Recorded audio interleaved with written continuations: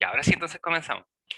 Vamos por la última unidad, que son las aplicaciones de la derivada. Entonces ya hemos finalizado nuestra unidad uno, el repaso fundamental de los números reales y funciones. Unidad 2 de límite y continuidad. Unidad 3 de derivadas, que todavía no hemos evaluado. Recordemos también que la prueba o examen 2 se ha recalendarizado para el siguiente lunes, 14, desde el horario de clase y 8 horas posterior a eso, ¿cierto? Será el plazo de entrega, como ya conocen. Entonces comenzamos con la aplicación de derivada y, bueno, como dice su nombre, vamos a aplicar todo lo que hemos visto hasta esta altura del semestre, particularmente el análisis de derivadas de funciones dadas y eh, interpretar, ¿cierto?, la información que podemos rescatar de las derivadas. Entonces, lo que vamos a ver en este capítulo es principalmente eh, eso, ¿no? Información que nos da la derivada, la primera derivada, la segunda derivada, ¿ya? Y pensando en que el objetivo, digamos, general de la primera parte o de la gran parte de aplicaciones de derivada es poder bosquejar o graficar una curva, una función dada, a través de la información que podemos obtener de sus derivadas. Siempre pensando bajo la situación que uno no toda la vida o no en todas las instancias tiene un graficador, ¿cierto? Una herramienta que nos permita rápidamente conocer el comportamiento de una función dada, ¿cierto? Entonces, pensando ante eso, es que llega esto. Bueno, entonces, algunas de las aplicaciones más importantes del cálculo diferencial, cálculo 1, ¿cierto? Son los problemas de optimización, en los cuales se requiere encontrar la manera óptima, es decir, la mejor forma o la mejor manera para hacer algo. Algunos ejemplos de los problemas que resolveremos en este capítulo, o mejor dicho, algunos de los enunciados de problemas que se pueden resolver con los contenidos estudiados en este capítulo.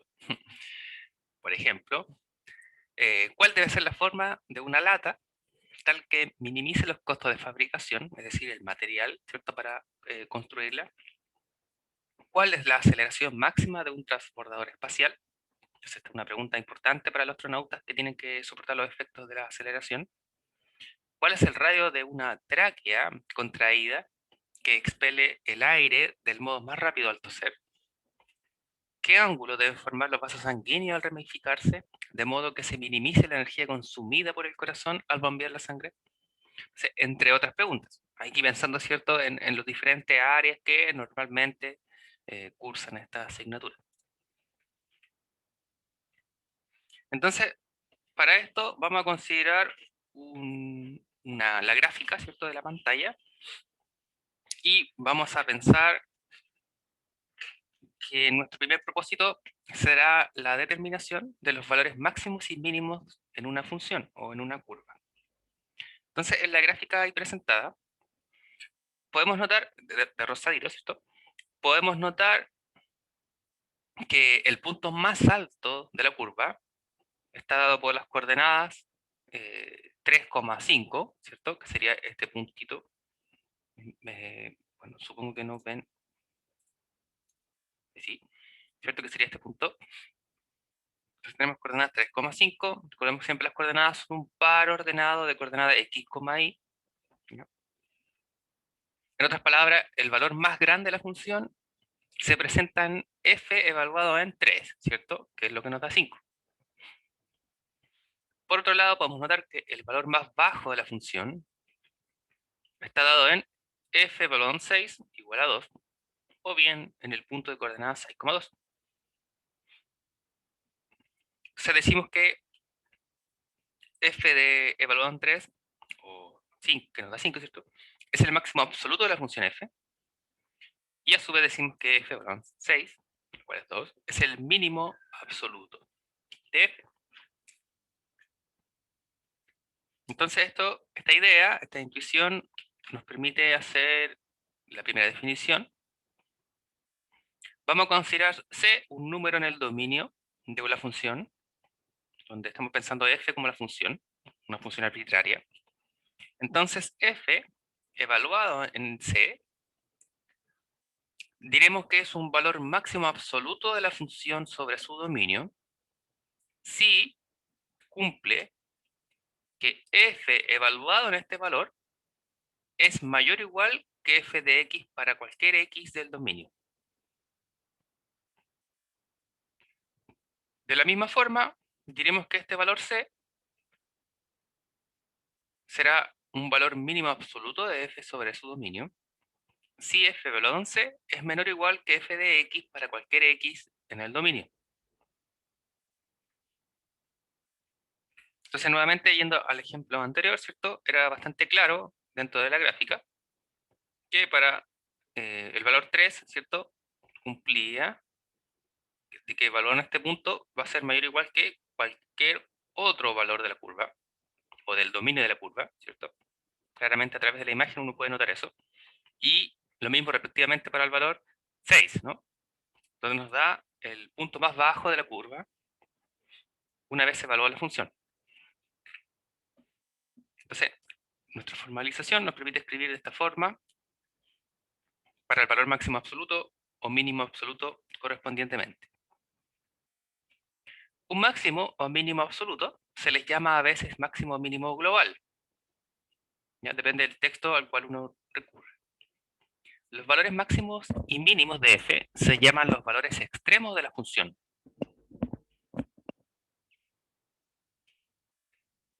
Entonces vamos a anotar en esta curva, entonces tenemos la función f, cuya curva o cuya gráfica, ¿cierto? Esta curva de rosadito ahí. Y podemos notar que en nuestro análisis vamos a considerar los puntos del A, B, C, D y E pertenecientes al dominio de la función.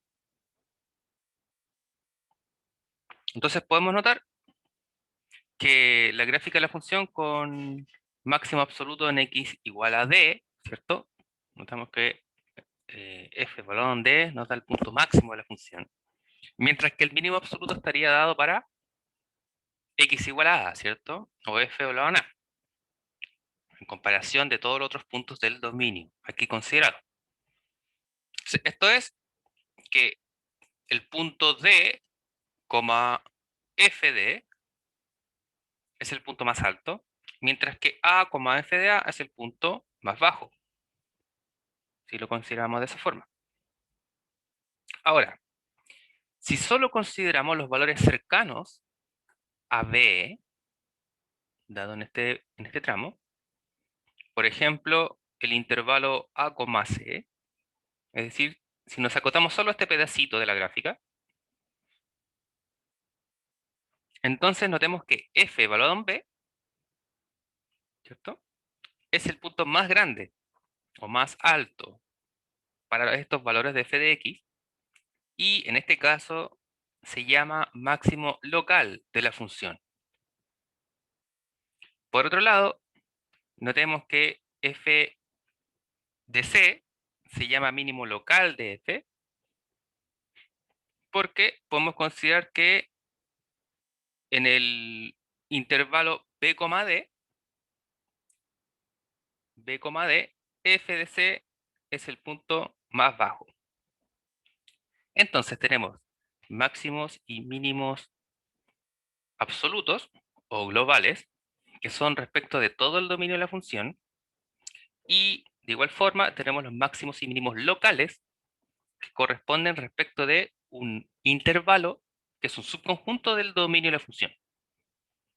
Entonces, si consideramos todo el dominio de la función, recordemos que tenemos f de d como máximo absoluto, f de a como mínimo absoluto, pero si nos restringimos a el intervalo a, c, tenemos que b es un máximo local, mientras que si consideramos el intervalo b, d, tenemos que f de c es un mínimo local.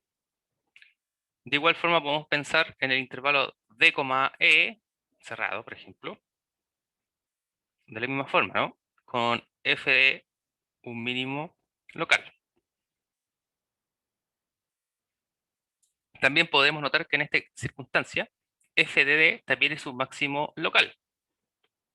Y eso bastará para notar o darse cuenta que un máximo absoluto es a su vez un máximo local, y de la misma forma un mínimo absoluto va a ser un mínimo local. Pero no al revés, ¿cierto? Que sea local no quiere decir que va a ser absoluto. Entonces podemos formalizar esta segunda definición. Diremos que el número f de c es un valor máximo local de f si verifica que f evaluado en c es mayor o igual que f de x para todo x cerca de c.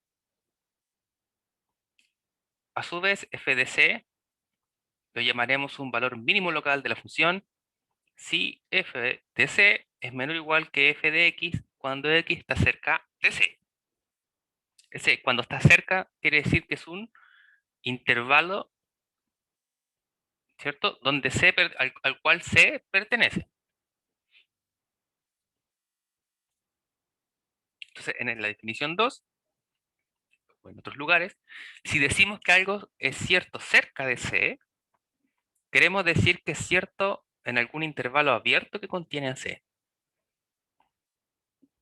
Entonces, cuando hablemos de que está cerca de un cierto valor, es porque pertenece a un intervalo abierto al cual C, en este caso, a cual el valor pertenece.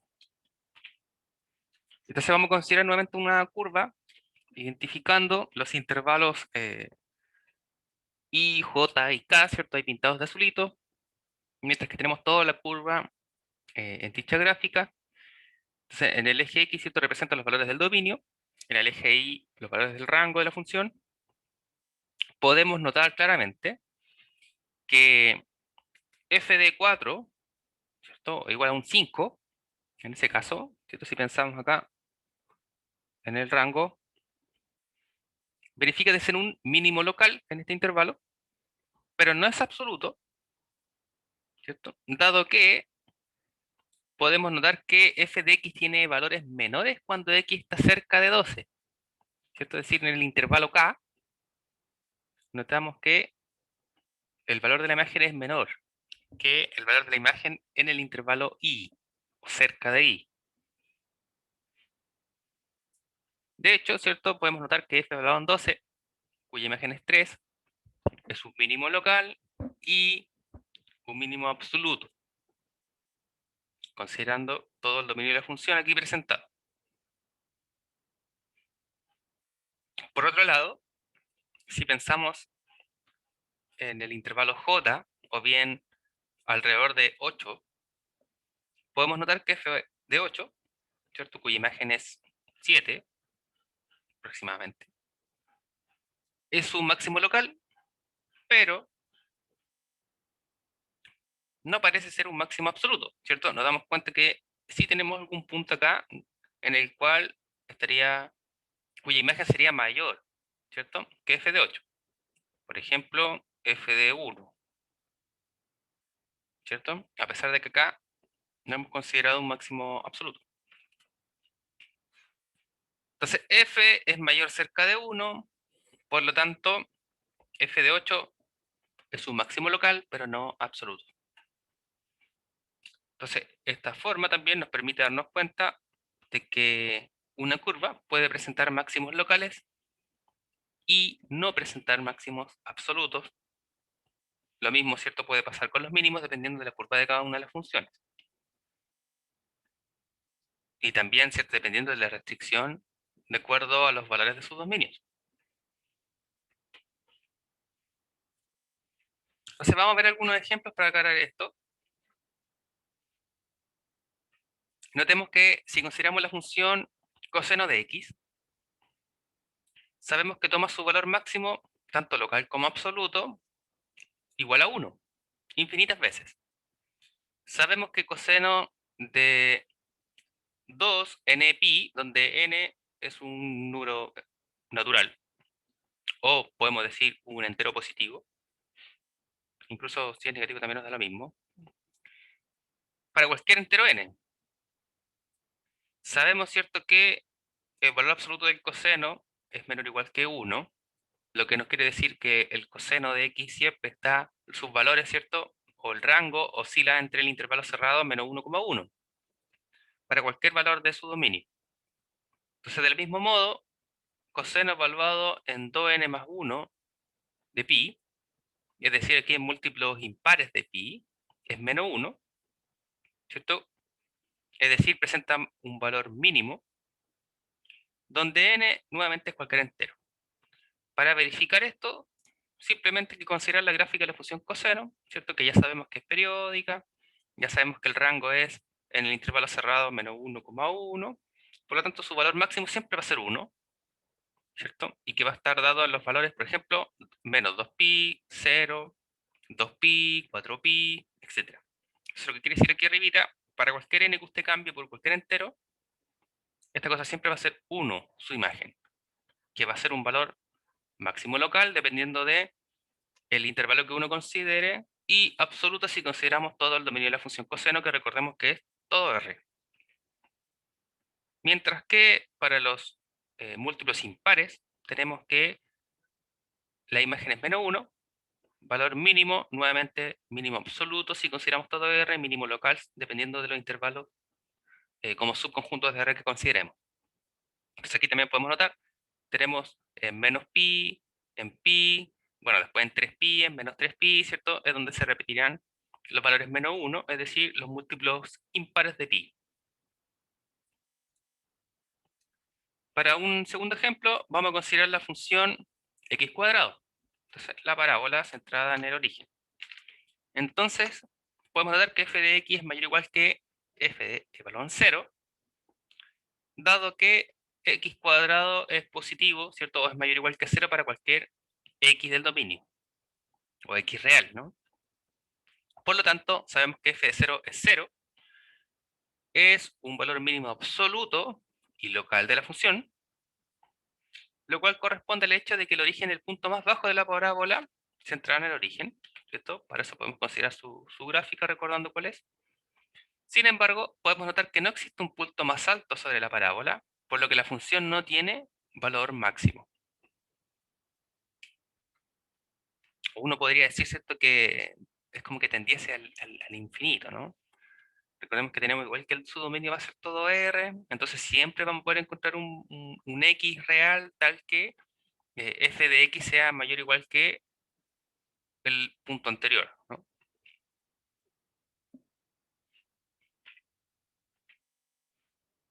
Si consideramos ahora la función x cubo, la cual también se muestra en la gráfica de ahí abajito, podemos notar que esta curva no tiene valor máximo absoluto ni valor mínimo absoluto. De hecho, tampoco posee valores extremos locales.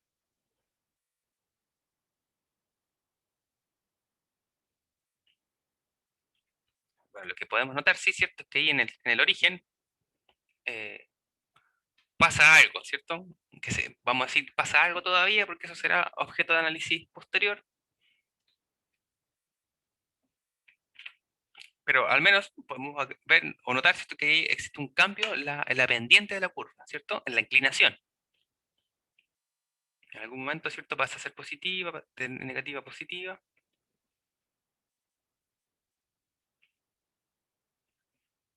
Como cuarto ejemplo, vamos a considerar la gráfica de la función polinomial 3x a la cuarta menos 16x cubo más 18x cuadrado, considerando x en el intervalo cerrado menos 1,4.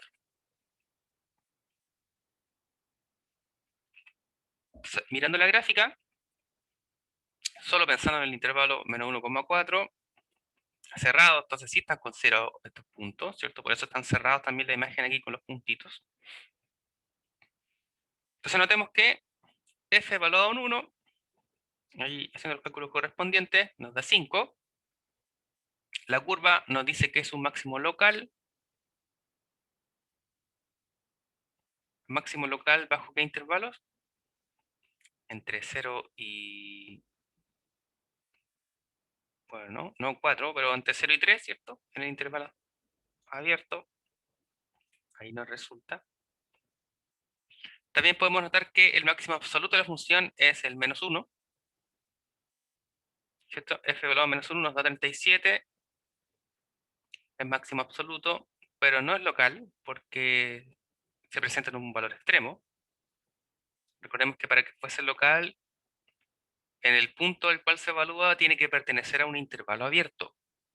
Entonces, si es el extremo de un intervalo, es porque no puede ser abierto el intervalo, ¿cierto?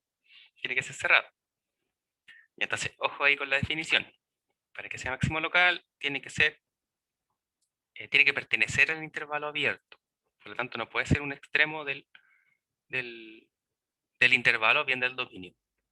Asimismo, f de 0, cuya imagen es 0, esto claramente, es un mínimo local, también si consideramos el intervalo menos 1,1, mientras que f de valor 3, cuya imagen es menos 27, es un mínimo ya sea local como absoluto si consideramos todo el intervalo cerrado menos 1,4. Observa que la función no tiene valor local ni máximo absoluto en x igual a 4. Es decir, en este punto extremo no presenta valor extremo.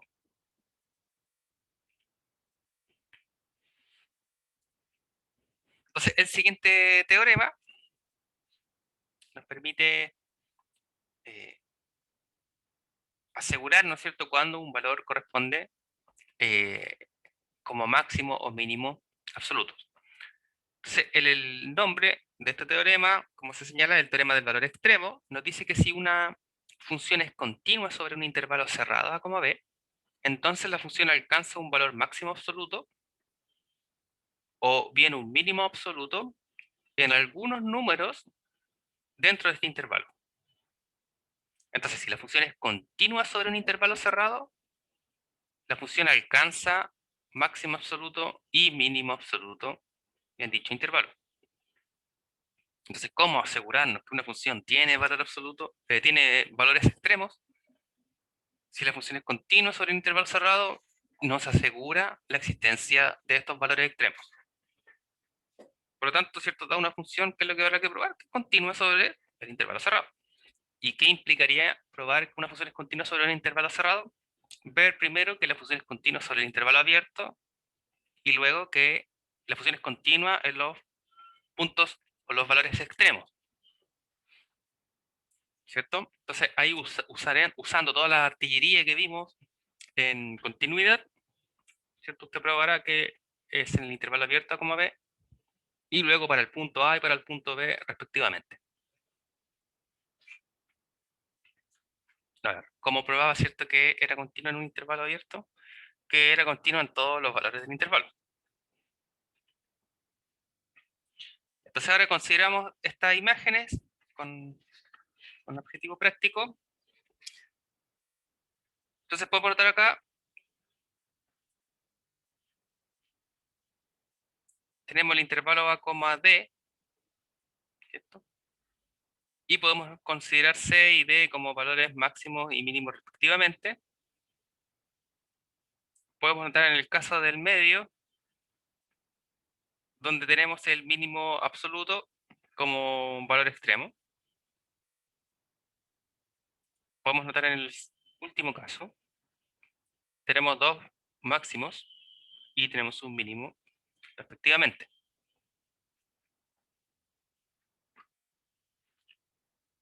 Entonces en la siguiente ilustración también podemos notar otros ejemplos. Podemos notar que la primera función, en el caso de la izquierda, está definida sobre el intervalo cerrado 0,2. Sabemos que el intervalo cerrado, dado que en la imagen, ¿cierto?, los puntos, al evaluar la función en 0 y en 2, están cerrados, ¿cierto? Por lo tanto, son parte de su dominio. Está definida sobre el intervalo cerrado 0,2, pero esta no tiene valor máximo. También podemos notar, ¿cierto?, que el rango es 0,3, ¿ya? Pues la función no es continua, ¿cierto? Notamos que acá está el salto, recordemos que se había un salto en la gráfica, inmediatamente nos decía que la función era continua, y si la función es continua, el teorema del valor extremo nos dice que no nos asegura la existencia de máximos y mínimos respectivamente. La segunda función, en el caso de la derecha, podemos notar que es continua en el intervalo abierto a 0,2, nuevamente notamos que es abierto en el 0, ¿cierto? Y en el 2 también, pues tener una asíntota en x igual a 2. En este caso la función es continua, pero no tiene valor máximo ni mínimo. ¿Y cuál sería la justificación en este caso según el teorema del valor extremo? El rango de esta función es, si nos notamos, ¿cierto?, es de 1 hasta infinito. Entonces el intervalo no es cerrado.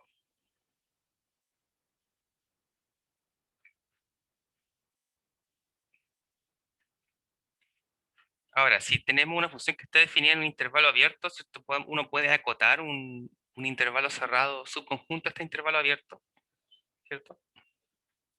Pero estaría actuando de manera local.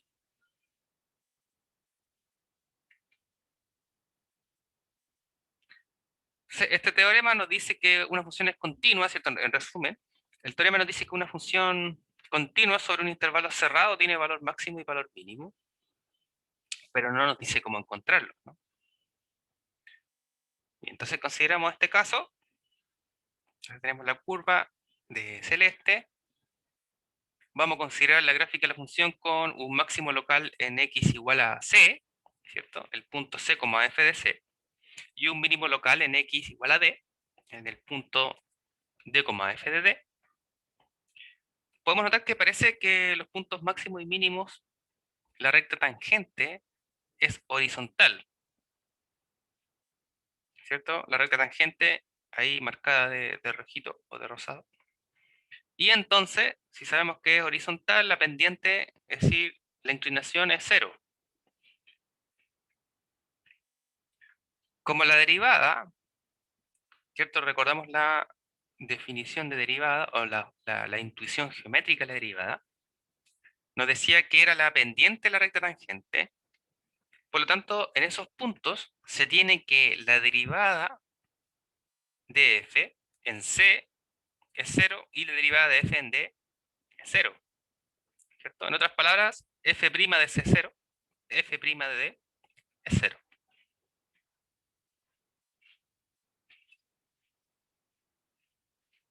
Entonces esto nos da origen al conocido teorema de Fermat, el cual nos dice que si una función tiene un máximo o un mínimo local en un punto x igual a c, y si la derivada de la función f evaluada en c existe, entonces es 0.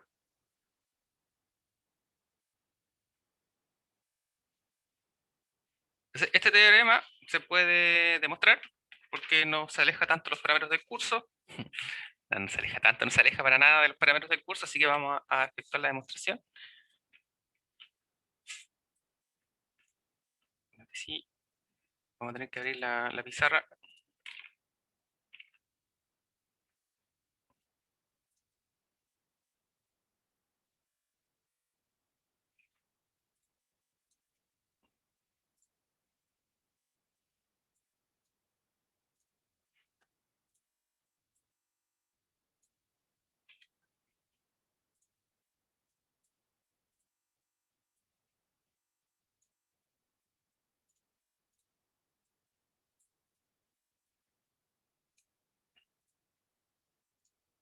Bien. Entonces recordemos que la idea, siguiendo la imagen anterior, ¿cierto? Ahí para no desconectar completamente, nos decía que nos damos cuenta que en los valores extremos, absolutos, ¿cierto? Máximo y mínimo, podemos notar que la recta tangente a la curva en este punto es horizontal, lo cual nos sugiere que la pendiente es cero. Y como sabemos que la interpretación de la derivada, de la primera derivada de la función en un punto es la pendiente de la recta tangente, lo que quiere sugerir entonces es que la derivada de la función en los puntos extremos debe ser cero, ¿ya? Cuyo enunciado, ¿cierto?, está dado por el teorema de Fermat, que es lo que queremos probar ahora.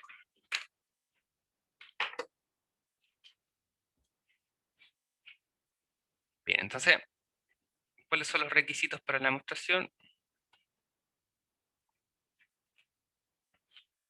f tiene máximo mínimo local en este punto, entonces uno puede probar, se hace análogamente para ambos casos, ¿cierto? Uno puede probar con un máximo local en este caso y para el mínimo va a ser lo mismo, solo que va a cambiar la desigualdad de la función. Entonces vamos a suponer para el caso del máximo, entonces diremos, supongamos que f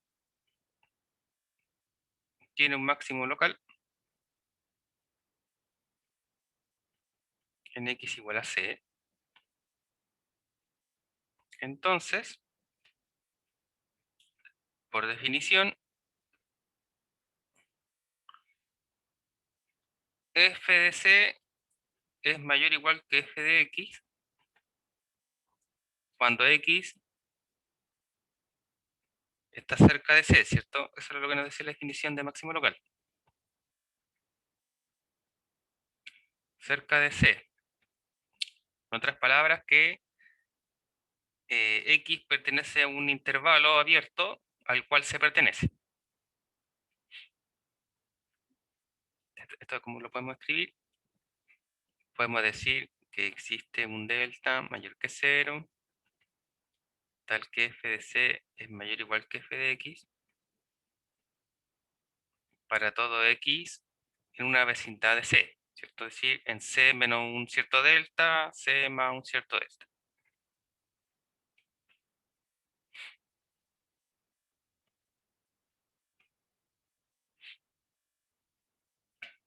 Entonces, existe un h real cercano a 0, tal que f evaluado en c más h menos f evaluado en c es menor o igual que 0. Entonces, cuando uno dice que un h cercano a 0, ¿cierto? Uno va a pensar en un h dado por x menos c.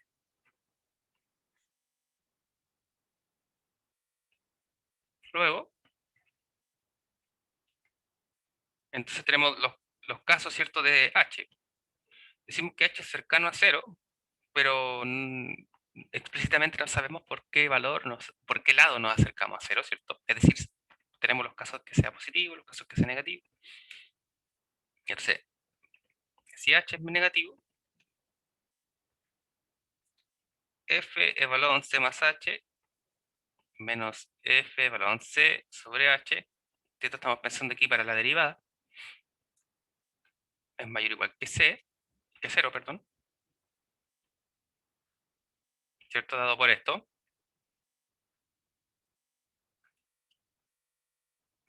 Se entiende aquí hasta a lo que van los signos, ¿no?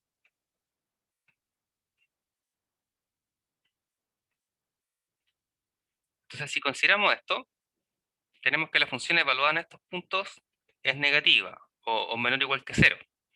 Recordemos que la derivada está dada por el límite cuando h tiende a 0, ¿cierto? De esta expresión. F evaluado en x más h menos f de x. Solo que aquí estamos evaluando en c. ¿Por qué? Porque en c cumple con ser un máximo local. Entonces, en vez de x, estamos evaluando en c. ¿Y con qué fin? Con el fin de llegar a la derivada a través de la definición del límite. Como sabemos que es el límite cuando h tiende a 0 de esta cosa dividido h, si lo de acá es negativo, si h es negativo, negativo dividido negativo es positivo. Por eso es que esto es mayor o igual que 0, ¿cierto? Pasa a ser positivo, en este caso. Entonces, si aquí aplicamos límite cuando h tiende a 0 menos, ¿cierto? Porque tenemos que h es menor que 0, significa que nos estamos acercando a 0 desde la izquierda, 0 menos, de esta expresión de aquí arribita,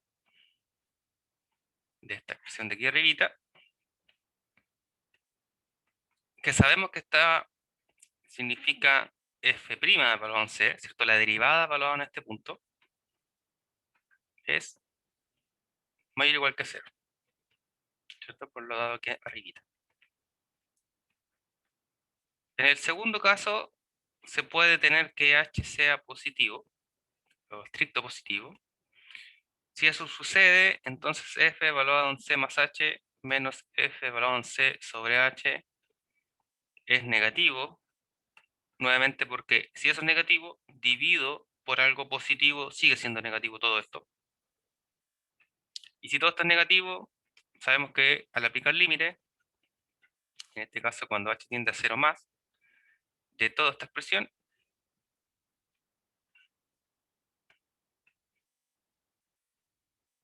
será menor o igual que 0.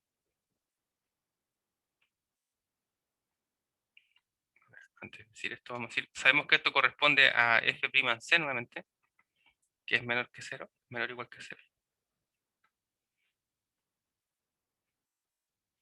Ahora, sabemos que la función es diferenciable o derivable, ¿cierto? Por lo tanto, pensando en el enunciado, ¿cierto? Entonces, si es derivable, sabemos que los límites laterales deben coincidir. Aquí notemos que los límites laterales, ¿cierto? Nos resultan f' de c es mayor o igual que 0, f', si h es positivo, es menor o igual que 0. Por lo tanto, el único punto de intersección que ellos tienen es 0, ¿cierto? Porque este es mayor o igual a 0, este es menor o igual que 0. Entonces, la intersección es 0. Entonces, como f es diferenciable, ambos límites laterales deben coincidir. Por lo tanto, f' de c es 0. ¿Qué es lo que queríamos probar? Y entonces, bueno, nuestra demostración, ¿cierto?, nos confirma el enunciado del teorema de Fermat. Por lo tanto, si una función presenta máximo o mínimo local en un punto y la derivada existe, es decir, aquí que la derivada existe, uno está asumiendo que f entonces derivable en ese punto, entonces la derivada de la función en ese punto es 0.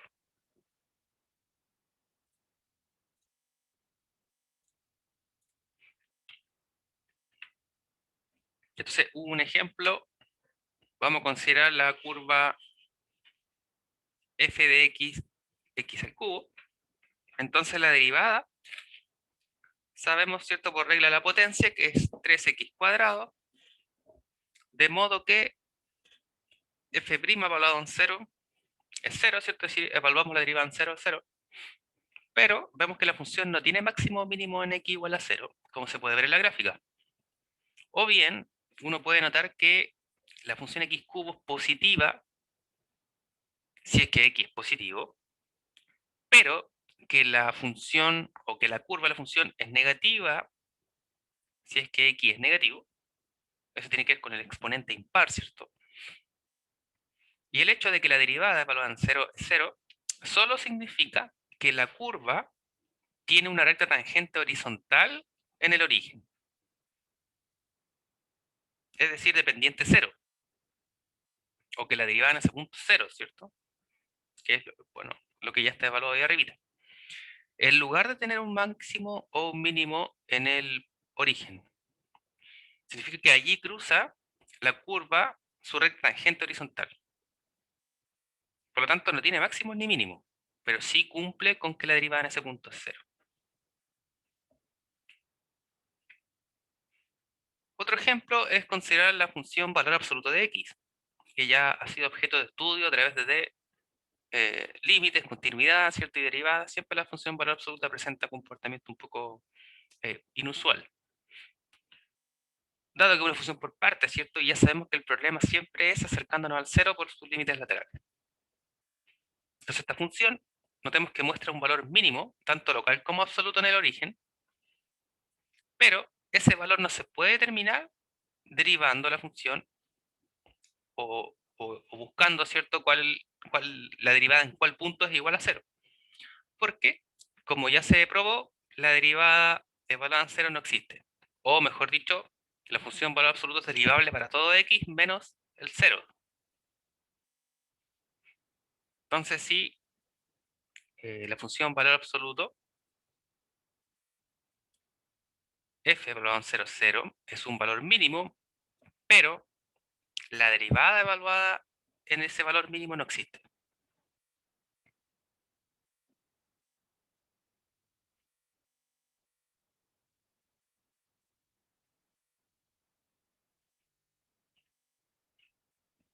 Entonces, como observación, hoy se enuncia como precaución, los ejemplos muestran que se debe ser cuidadoso al aplicar el teorema de Fermat.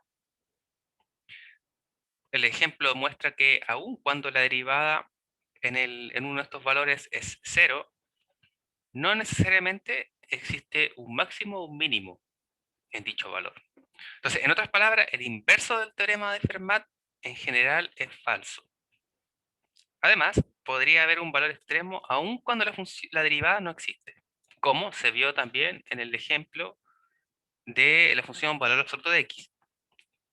¿Cierto? Que la derivada en ese punto no existía a pesar de que fuese un mínimo en dicho caso. Entonces, ¿qué quiere decir que el inverso del teorema es falso? Es que es cambiando, ¿cierto? Es decir, que la derivada de la función en un valor de su dominio sea cero no implica que en ese valor existe un máximo o un mínimo. Lo que eso no nos dice el teorema de Fermat es en la dirección en la cual está escrito. Que si tiene máximo o mínimo local en ese valor y la función es derivable en ese punto, entonces la derivada va a ser cero ahí. ¿Ya? Entonces, cuando hicimos la observación de que no nos asegura la existencia, ¿cierto?, de ciertos máximos, ciertos mínimos, en este caso solo nos asegura de que la derivada en los máximos o los mínimos es cero. No nos dice que si la derivada en un punto se anula, signifique que estamos en presencia de un máximo o de un mínimo local. ¿Ya?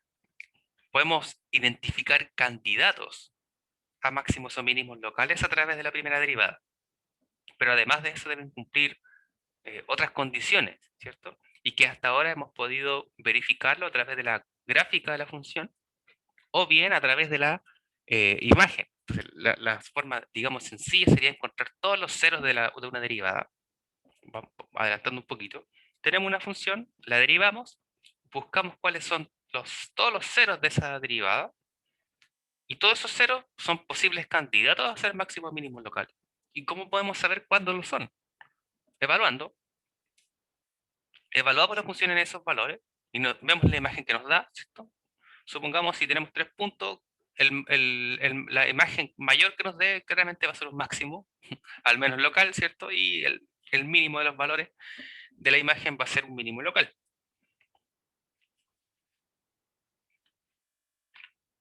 Pero que sea cero no nos asegura que directamente lo es. ¿Ya? Ese es la observación ahí general. Entonces, el teorema de Fermat sugiere en realidad que por lo menos, si queremos empezar a buscar los valores extremos de la función, es donde se anula la derivada, ¿ya? O bien donde la derivada no existe. Estos valores reciben un nombre especial. Entonces, la definición llamaremos número o valor crítico de una función a un valor c, ¿cierto?, del dominio de la función, tal que la derivada evaluada en ese punto se anula, es decir, es cero, o bien que la derivada en ese valor no existe. Entonces, un valor crítico de la función es donde la derivada se anula o no existe.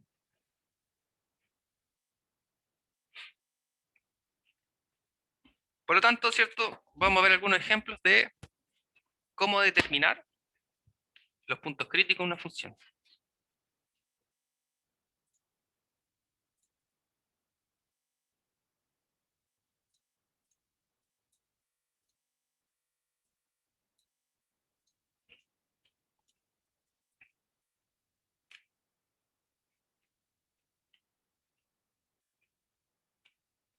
Entonces, ejemplos, vamos a colocar aquí.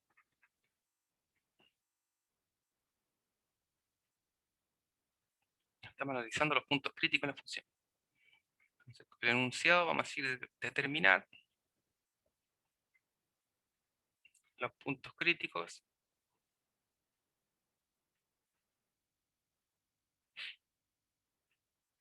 de la función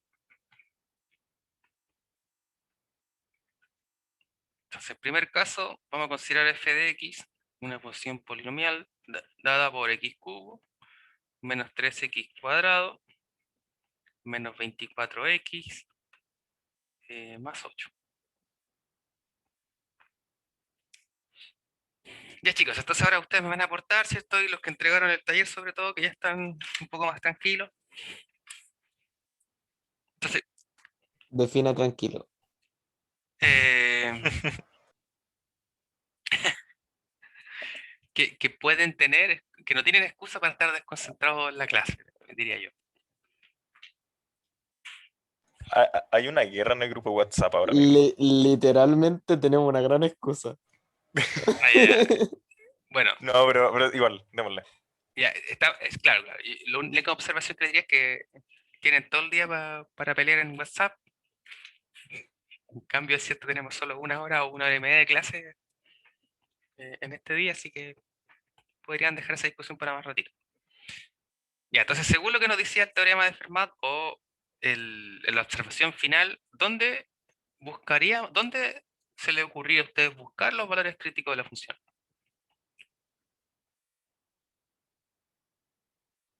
Uniendo todo lo que vimos. Recordemos que la definición de los valores críticos era donde la derivada se anula o bien donde no existe.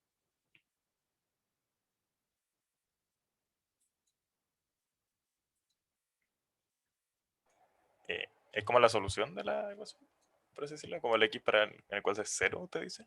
Ya, Como que mira, el resultado es 0. vamos a volver acá. Claro, pero ¿el resultado de qué? Ah, ya. De la derivada. Ya. Ya, entonces, vamos por partes. El valor crítico de la función es un punto del dominio donde la derivada se hace 0 o bien donde la derivada no existe. Por lo tanto, si queremos buscar los valores críticos de una función, ¿qué es lo primero que tenemos que hacer?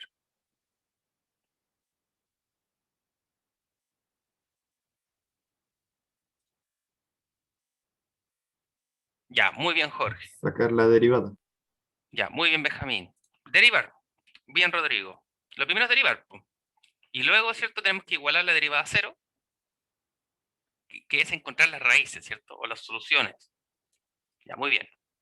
Entonces, lo primero que hacemos, derivamos el polinomio, lo igualamos a 0, factorizamos, encontramos todas las soluciones, y en esos puntos, todos esos puntos que nota 0, o bien todos esos puntos que nos indefinen la función, son los puntos críticos. Porque, ojo, ¿cierto? Donde la derivada no existe también. Entonces, por ejemplo, si la derivada nos da una fracción y x está en el denominador, sabemos que el denominador no puede ser 0, porque si no se indefine, ¿cierto? Esta expresión. Lo que quiere decir en el fondo es que entonces la derivada no existe en ese punto.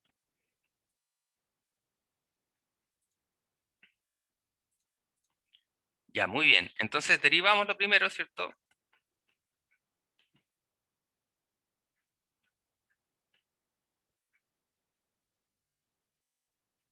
Ya, derivamos nuestro polinomio, lo igualamos a 0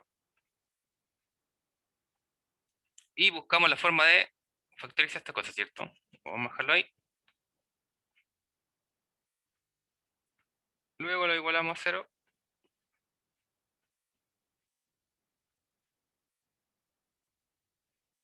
Entonces podemos factorizar en este caso por 3, ¿cierto? Nos damos cuenta. Si factorizamos por 3, entonces tenemos x cuadrado menos 2x menos 8, ¿no? Esto por 3, 24.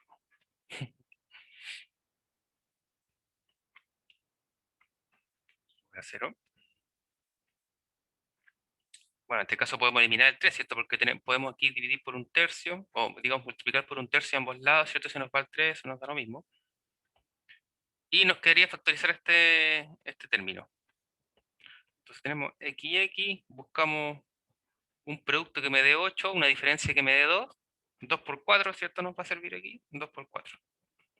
El producto tiene que ser negativo, tienen que ser de distintos signos. El mayor de ellos tiene que ser negativo, entonces menos y más. ¿Cierto? El producto es menos 8, la suma es menos 2, y entonces tenemos los valores. Ya, excelente. Bien, Jorge.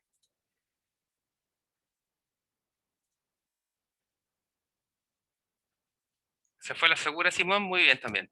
En este caso, cuando los polinomios son así chiquititos, o digamos que cuando el x cuadrado está solito, o tiene coeficiente 1, o mejor dicho, cuando el a es 1, creo que siempre es mucho más rápido factorizar nomás. Le va a tomar un minuto menos. Un minuto menos en la vida de un estudiante es muy valioso. Ah, ya, muy bien. Yo también a la segura, ¿cierto? Un fans de Cardano. Entonces aquí, factorizando, ya obtuvimos los dos puntos, ¿cierto? Entonces, recordamos aquí que por propiedad de los reales, el producto entre dos cosas es cero solo si una o la otra son cero. Entonces, cuando esta cosa es cero, cuando esto es cero, o bien cuando esto es cero. Y aquí despejando, ¿cierto? Tenemos que esto es cuando x es menos 2, o bien cuando x es 4. Ya, entonces ahí encontramos nuestros candidatos, bueno, en este caso nuestros puntos críticos, ¿cierto? Puntos críticos que todavía no sabemos, pero podrían llegar a ser candidatos a valores extremos, pero eso es material de otro momento. Y hay un segundo ejemplo, vamos a considerar la función g de x, dada por 1 menos 1 sobre x cubo. Y nuevamente, ¿cierto? Entonces queremos hallar los puntos críticos de esta expresión, o de esta función. Entonces nuevamente lo primero es derivar, y luego de derivar igualamos a 0.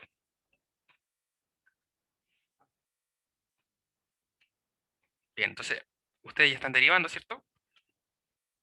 Tenemos una diferencia, entonces uno aplica la regla de la diferencia,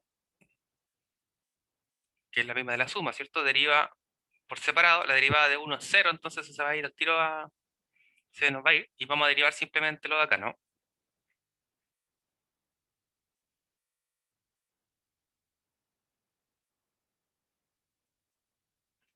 Entonces quedaría menos la derivada de esta cosa acá. ¿Y cómo sería la derivada de esta cosa allá?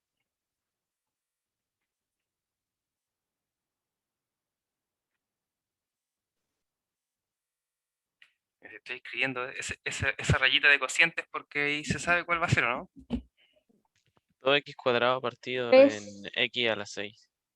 Ya, y si simplificamos lo x cuadrado con el x a la 6, ¿Un tercio? No, 2x Ah, no, tercio. no, no, no. ya, No, lo entendí mal. 2x cubo. 2 sobre x cubo, Sí, eso. sí, Eso. escucha mal. ¡Ah! Ya, muy bien. Ya, perfecto. Regla del cociente, ¿cierto? Muy bien, Diego. Entonces tenemos nuestra derivada y lo que queremos hacer es igualarla a 0, ¿no?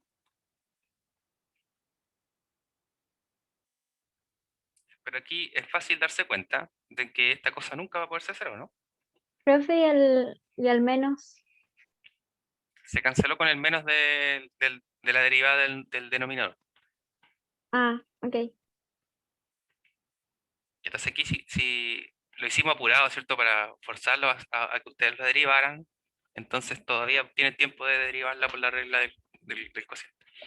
Entonces les va a quedar, ¿cierto? Menos la derivada de esta cosa. Y como es un cociente, el denominador siempre al cuadrado, derivamos primero siempre la de abajo, ¿no? La derivamos la de arriba, nos va a dar 0. Entonces como derivamos la de arriba y nos da 0, se nos va a quedar esto, ¿cierto? Por la derivada de la arriba que es 0. Entonces toda esta cosa es 0. Menos, al revés, 1 por la derivada del numerador, y ahí me queda 3x cuadrado.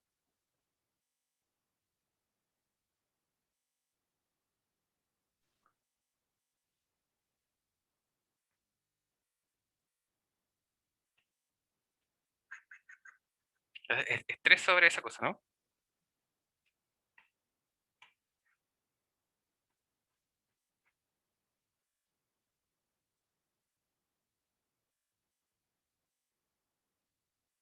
Y entonces, ¿para qué valores de x esto es igual a 0?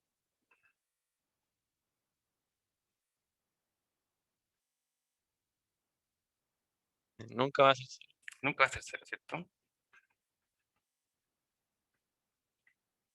Ya, muy bien. Entonces, si notamos como está en el denominador, nunca va a poder ser 0 esta cosa. Que uno siempre pensaría, bueno, si igualamos a x a 0, se indefine. ¿cierto? Por lo tanto, esta cosa nunca va a ser 0. Pero sí puedo portar que la derivada no existe para x igual a 0.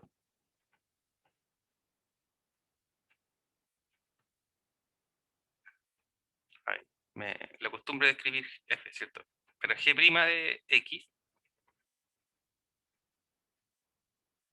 no existe en x igual a 0. Ya. Entonces recordemos nuevamente, los puntos críticos nos decían que eran los valores donde se indefine. O bien, o sea, donde se anula o bien donde se indefine, ¿cierto? Bien.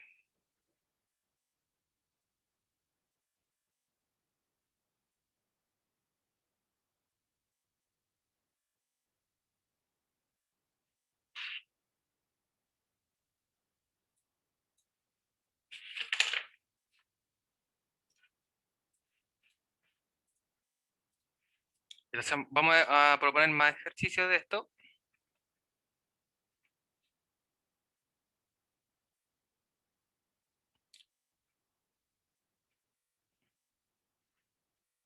Entonces, encuentre si existen. Entonces, ¿cuándo no existen? Cuando usted no puede igualar a 0, cuando nunca se define la función, ¿cierto? Entonces, encuentre si existen los puntos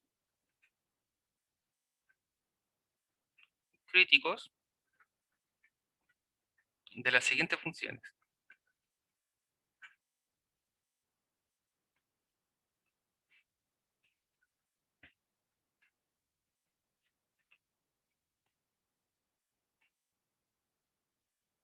Entonces, vamos a dar f de x dado por x cubo menos 3x. Vamos a decir b, g de x dado por 2x cubo menos 3x cuadrado. Vamos a decir h de x, la exponencial elevada a 3 a la x. Vamos a decir la función k de x, dado por 2x más coseno de x. Y vamos a decir t de x, la función x por la exponencial a la x.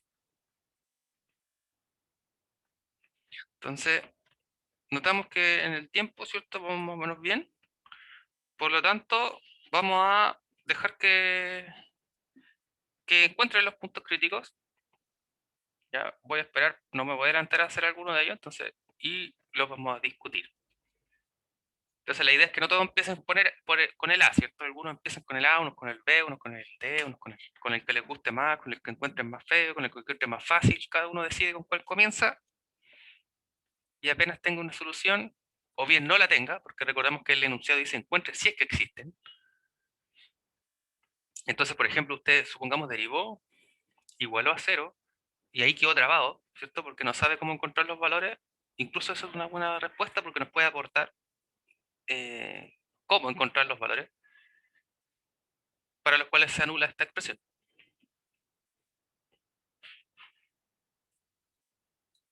Bueno, entonces, vamos, lo espero, ¿cierto? Estoy atento a sus comentarios. Y de todas maneras, entonces, para los que vean la grabación de la clase, esto quedará de ejercicio para ustedes. Ya, ahora sí, retomamos la grabación. El resumen del ejercicio A se los mando por el PDF. Listo. Vamos en el B. Entonces queremos hallar los puntos críticos, para eso derivamos la función primero. Como bien nos señalan, utilizando la regla de la potencia, la derivada de g es 6x cuadrado menos 6x, ¿cierto? Y para hallar los puntos críticos nos dicen que la derivada la igualamos a 0.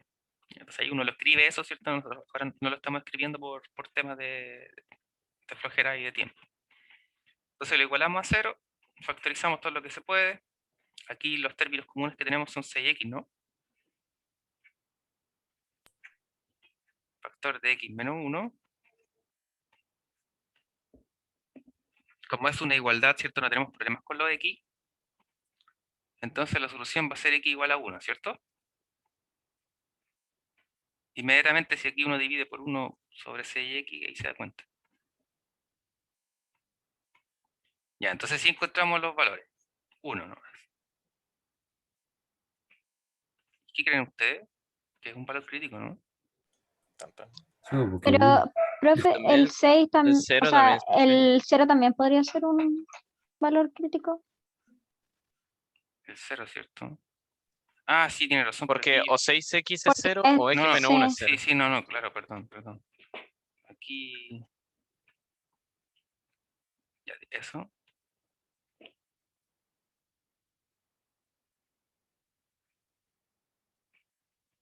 Claro, dividimos por 6, ¿cierto? Se factoriza esa cosa. Entonces tenemos que x es 0 o que x menos 1 es 0. Entonces x es 1. Qué vergüenza. Así me quedó grabado. Ya, muy bien, chicos. Era para ver si estaban atentos, ¿cierto? Perdió el punto base, profe. Perdí el punto base.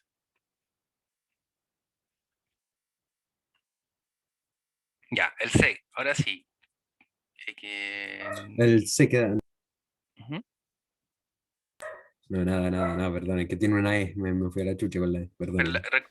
recuerda que la derivada de la exponencial es ella misma. Y Gabriel ya quedó, El vocabulario, Gabriel. quedó funado. ¿Qué estábamos grabando? No. No, muy tarde, profe, ya. Lo dejamos para el recuerdo. Después vamos a cortar la grabación para hacerle un grip. Ya. H de x la derivamos. La derivada de la exponencial es ella misma, pero como notamos que el exponente es 3x y no es solo x, significa que tenemos una composición, ¿cierto? Por lo tanto, aquí hay que aplicar la regla de la cadena. Tenemos una compuesta entre ¿qué cosa? Entre 3x y entre e a la x. Entonces derivamos la función exterior, que es la exponencial ella misma, ¿cierto? Por la derivada interna, que es la derivada del exponente, que es 3 nomás, ¿cierto? Entonces esto es igual a 3 exponencial a la 3x. Y luego, ¿cierto? Entonces luego queremos hallar los valores que anulan esta cosa, igualando a 0. Bueno, nuevamente aquí uno divide por 3, ¿cierto? Para que se vaya esta cosa. Y aquí quedamos.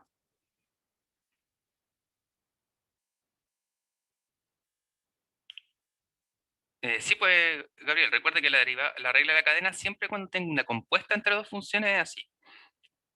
E elevado a x es una función que, digamos la función como por objeto. Si en el exponente yo tengo cualquier otra cosa, ahí ya hay una compuesta sí o sí. Ya sea una suma que tenga x, ya sea un producto que tenga x, una otra función que esté aquí arribita. Ahí sí o sí va a ser una compuesta. Y si hay una compuesta de por medio, siempre se tiene que ocupar la regla de la cadena. Ya, entonces, la exponencial. Aquí uno puede pensar en el rango de la exponencial y inmediatamente se daría cuenta de que la exponencial no se anula nunca, ¿cierto?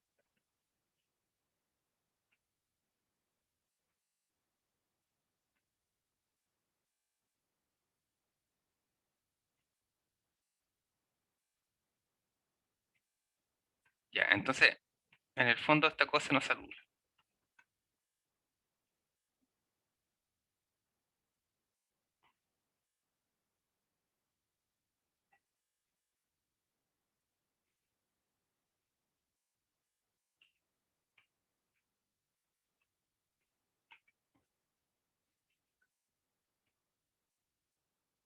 Vamos a ir en el dominio de H. Ya, entonces no existe. En este caso. No existe. Muy bien. Ya, función D entonces. La función D, 2x más coseno de x. Cuando derivemos entonces la función k de x, tenemos que aplicar la regla de la suma, es decir, derivar 2x más la derivada de coseno de x. En este caso no hay que aplicar regla de la cadena, ¿cierto? Regla de la suma nomás. Uno tiene que decir cada vez que está aplicando la regla de la suma. No, es para aclarar en Porque este caso. siempre me asusto cuando estamos en clase y se regla la suma y creo que me salté algo. Porque Ah, como no, es lo mismo que... sí, exactamente, es lo mismo, es para aclarar nomás, pero es simplemente llegar y derivar, ¿cierto? Ahí no hay Sí. que preocuparse, si para la suma y la resta nunca hay que preocuparse. La derivada sería 2 menos seno de x. Ya, 2 menos seno de x. Bien. Lo igualamos a 0. Ujú. Y ahí quedaría seno de x es igual a 2. Ujú. Y después arcoseno de 2 es igual a x, así que no está definido. Ya. Así lo hice yo. Sí, Bueno, así también. Eso, más fácil. sí, de hecho creo que simplemente uno puede llegar hasta ahí. A eso que había dicho, claro. 2 seno de x, Sí, y ahí con eso poner ya se que entiende es de que no. distinto para cualquier x, cierto, en R. Ahora, ¿por qué? Porque siempre uno debe recordar que ya hemos dicho muchas veces que el rango del seno de x es menos 1, 1, ¿cierto? Ahora recordemos que esto es lo mismo que decir que el seno de x se encuentra entre menos 1 y 1. Por lo tanto, nunca va a ser 2. Y como nunca va a ser 2, ¿cierto? Es claro notar que esta cosa nunca va a cumplir. Por lo tanto, tampoco existen. Ahora, el argumento que tú utilizaste, Simón, también es verdadero. Era ir un poco más lejos, ¿cierto? Aplicando la función inversa del seno para despejar y darse cuenta que esta cosa estaba mal definida, y de todas maneras también llega a lo mismo, así que no hay problema. Sí, sinceramente, yo cuando lo estaba haciendo no me había dado cuenta. En un inicio, como que llega seno de x es igual a 2 y ni me lo pensé. Fue como, ¿cómo quito el seno? Ya arcoseno. Claro, claro, sí, uno va a la tradicional. Sí. Ya, y la Con última razón no tenemos... supe cómo seguir avanzando yo, pues. Me había quedado atrapado en el seno y algo y no sabía qué más hacer. Ah, dale. Sí, siempre tienen que recordar, chiquillos, que el seno y el coseno siempre van a estar acotados en el rango, como rango entre menos 1 y 1. No puede ser mayor que esa cosa, excepto si hay un 2 por seno, ¿cierto? Ahí claramente ya aumenta la cosa. Pero si se presenta así solito, siempre va a quedar ahí en el caso de que ustedes tengan que resolver una ecuación. Ya, y la función t de x está dada por x exponencial de x. Vamos a ponerla por acá. Entonces, oh, eh, t de x está dada por x por lx. Entonces, si queremos derivarla, tenemos un producto entre dos funciones. Tenemos que utilizar la ley del producto. Entonces nos dice, derivamos una y la otra no, y luego al revés. Ya, si derivamos x, la derivada de x es 1 por la otra sin derivar, es la x, más, al revés, la derivada de la exponencial es ella misma, por x sin derivar. Entonces, vamos a colocar x primero. Ya, ¿están todos de acuerdo? Si alguien no la siguió, se perdió, no está seguro de por qué da esto, aproveche de preguntar. Se recuerda nuevamente, regla del producto. Si derivamos x, la derivada de x es 1 por a la x, que es la primera parte, más x en derivar, x, por la derivada de la exponencial, que recordemos que es ella misma. La derivada de la exponencial, ¿cierto? Siempre nos va a dar la misma cosa. Entonces nos da esto. Muy bien. Entonces luego, igualamos a 0.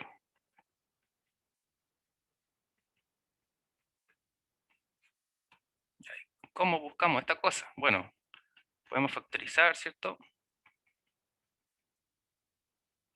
Por la exponencial. ¿Qué más podemos hacer acá?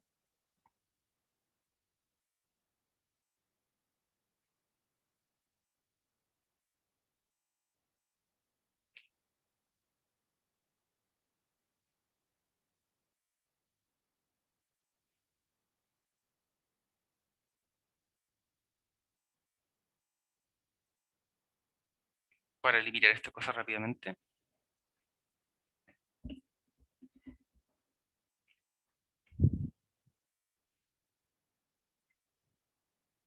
Entonces, ojo, uno pensaría, vamos a aplicar logaritmo natural, ¿cierto? Pero logaritmo natural de 0 no está definido, ¿cierto? Recordemos que por definición, logaritmo de 1 es 0. El de 0 no existe. ¿Y si dividimos por la exponencial? ¿Se podría dividir por la exponencial?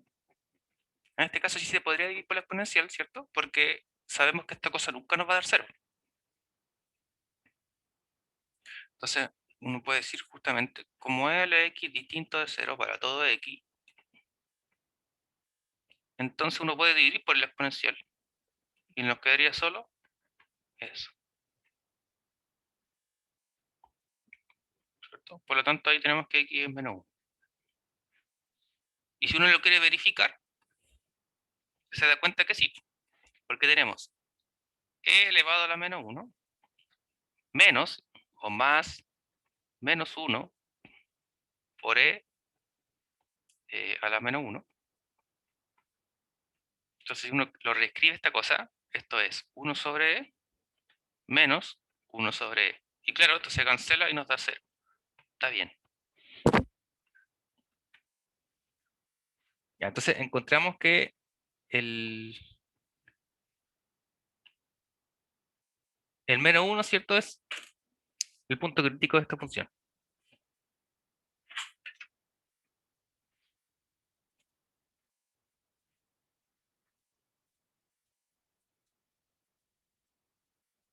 Bien, así entonces hemos encontrado los puntos críticos de estos temas, o de estas 5 funciones, y entonces queda la invitación para estudiar el capítulo de aplicación a la derivada de los textos, guías. Bueno, me imagino que por el día de hoy estarán bastante cansados respecto de las derivadas, ¿cierto? Y van a tener tiempo de entregar su taller, pero de todas maneras la invitación queda abierta para continuar con los valores extremos, ¿ya? Entonces vamos a continuar con los valores extremos el día miércoles y ver los criterios de la primera derivada.